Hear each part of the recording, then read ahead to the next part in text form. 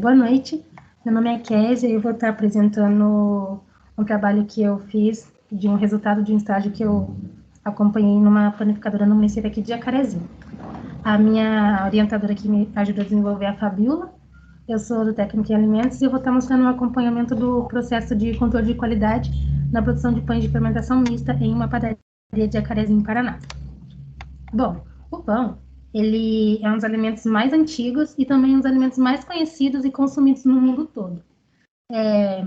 Por ele ser antigo, ele, no decorrer do tempo, ele obteve mudanças que afetou as suas características físicas e químicas através do uso da fermentação. Então, há evidências que essas mudanças ocorreram através do esquecimento da massa de um dia para o outro, resultando no seu tamanho aumentado e na melhoria da sua consistência. Até então, até acontecer essa descoberta, o pão ele tinha um formato achatado, né? Bom, o objetivo principal desse trabalho foi analisar o controle de qualidade, né, na produção desses dois tipos de pães que a gente vai falar aqui, que é o pão italiano e o pão ciabatta, e eles foram elaborados por fermentação mista. E foi analisado as particularidades desse processo quando comparado a outros tipos de fermentação que não são produzidas a partir dessa fermentação mista, que também é conhecido como fermentação Levain. Bom, para realizar esse objetivo, a gente acompanhou a utilização dessa fermentação e também a fermentação tradicional, que é a partir do fermento biológico por uma levedura só, que é o Saccharomyces cerevisiae. Então, para o preparo da fermentação mista, foi utilizado 300 gramas de farinha de trigo e 300 ml de água não potável. Por que água não potável? Porque a água não potável ela está presente de várias espécies de micro-organismos. E esses micro-organismos vão se alimentar do açúcar que tem na farinha de trigo. E a partir do momento que eles se alimentam, eles vão liberar um gás que vai fazer a expansão da massa. E aí fazendo com que a massa ela tenha uma fermentação. Tem duas fotinhas aí que dá para ver. A gente preparou, né? 300 gramas de farinha de trigo, 300 ml de água. De um dia para o outro, dá para ver que ela teve uma grande expansão.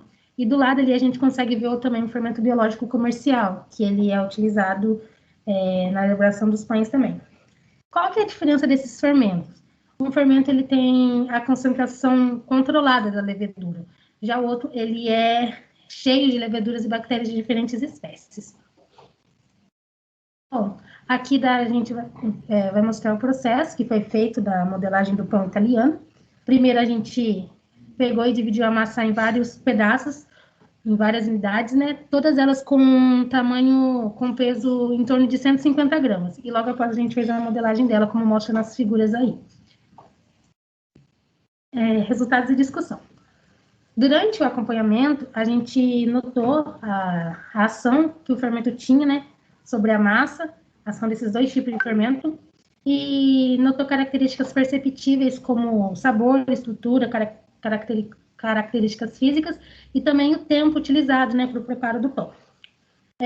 Diferente da fermentação tradicional, a fermentação mista ela tem como características boas o sabor. Ele é um sabor mais presente no nosso paladar e também ele traz características físicas muito atraentes que acaba fazendo com que o cliente tenha interesse em comprar esse pão. Além de melhorar a estrutura dele, né? A estrutura física, ele fica mais leve e também tem uma cor muito bonita. A desvantagem dessa fermentação é que ela é um pouco demorada e também é uma mão de obra um pouquinho mais precisa, né? Já de fermentação biológica ou tradicional, por ser uma quantidade exata, para tantos quilos de massa, ela vai agir até um determinado tempo. Depois desse tempo, ela não cresce mais. Então, essa é uma vantagem do fermento biológico tradicional. Para a gente analisar a qualidade, a gente usou a folha de verificação, né? Para testar a qualidade do produto. E durante um mês, do dia 1/9 até o dia 1/10, foi inspecionado no total de 300 pães ciabatta e 300 pães italianos. E o tipo de não conformidades presentes foi um dia que o pão ficou muito tempo crescendo, ele passou do tempo que era para ele assar. Então, ele apresentou uma desordem no crescimento dele.